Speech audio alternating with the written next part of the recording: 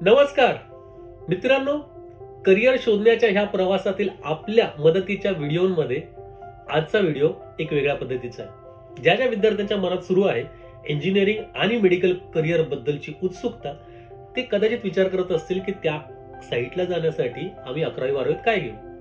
Science.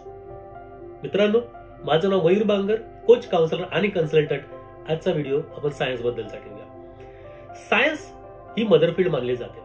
त्यात तुम्ही engineering, medical, pharmacy अशा अनेक ठिकाणी जाऊ शकता. सगळे विषय जर मोजले तर 6. 2 पद्धतीने सायन्स विभागले गेले. एक आहे जनरल सायन्स, ज्यामध्ये पीसीएम, पीसीबी असे दोन्ही ग्रुप तयार करता येतात. PCM physics, chemistry, mathematics, PCB physics, chemistry, biology. आणि तुम्ही इंजिनिअरिंग, मेडिकल या दोन्ही बाजूंना जाण्यासाठी पात्र असाल. परीक्षा वेगवेगळ्या द्याव्या लागतील. दुसऱ्या बाजूला असेल ती आहे बायफोकल.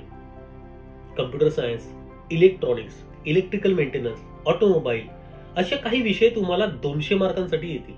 हो, जनरल मध्ये 6 विषय, बायफोकल मध्ये 5 विषय. एक विषय कमी होतो, स्कोरिंग थोडं वाढतं. पण कोणत्या विद्यार्थ्यांना ज्यांना इंजिनिअरिंग आणि अलाइड फील्ड मध्ये जायचंय, त्याच्या रिलेटेड फील्ड मध्ये जायचंय, हा जर प्रवास निवडला तर सर फक्त 12वी करून आम्हाला ऍडमिशन मिळेल का हो? तर तसं नाही मित्रांनो.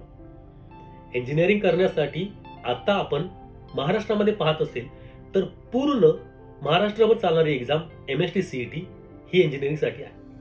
200 मार्काची परीक्षा, निगेटिव्ह मार्किंग नाही, PCM ग्रुप. आणि जर पूर्ण भारतभर बघायची झाली तर IIT, नंतर NITs, मग स्टेट अशा कॉलेजेसला पात्र ठरवणारी JEE मेन्स एक्झामिनेशन, 300 गुणांची एक्झाम. जर उत्तर बरोबर आलं तर +4 आणि निगेटिव्ह मार्किंग पण असते बरं का, -1 म्हणजे 25%. ऑल ओव्हर इंडिया चालणाऱ्या ह्या एक्झामिनेशन मधून जेव्हा तुम्ही JEE मेन्स क्लिअर करता तेव्हा तुम्ही ऍडव्हान्स साठी पात्र ठरता. ऍडव्हान्स एक्झाम ही वेगळी असते. मेडिकलला जाणाऱ्या विद्यार्थ्यांना NEET नावाची एक्झाम द्यावी लागते. 720 गुणांची एक्झाम असते. या एक्झाम मधून आपल्याला मेडिकल कॉलेजसाठी जी काय लागेल, काउन्सिलिंग वगैरे ह्या सगळ्या गोष्टींना पुढे जावं लागतं सामोर. फार्मसीला जाणाऱ्या विद्यार्थ्यांसाठी MST CET आहे, ती फार्मसीची वेगळी. हे सर्व पाहताना सायन्सकडे बघण्याचा दृष्टिकोन तुम्हाला ठेवावा लागेल. तो म्हणजे एक 11वी-12वी, त्याच्यासोबतच एंट्रन्स एक्झाम आणि मग पुढे असणारं आपलं करिअर. अधिक माहिती तुम्हाला हवी असल्यास खाली डिस्क्रिप्शन मध्ये माझी व्हॉट्सअपची लिंक दिली, त्यात तुम्ही आपला मेसेज किंवा आपला प्रश्न पाठवू शकता. मी प्रयत्न करेन उत्तर द्यायचा. तुर्तास धन्यवाद.